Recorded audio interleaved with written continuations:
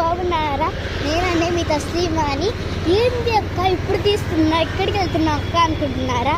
అవును, నేను ఇప్పుడు బజార్కి వెళ్తున్నాను, అందుకని మీకు కూడా వీడియో తీద్దాంలే అనేసి. అంటే కొంతమంది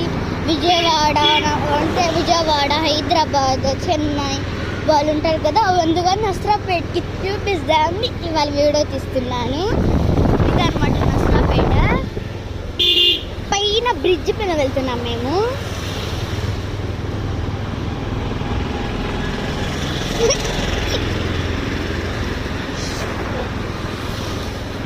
అంటే నాకు వీడియో తీస్తే ఎంత హ్యాపీ అన్నమాట ఫ్రెండ్స్.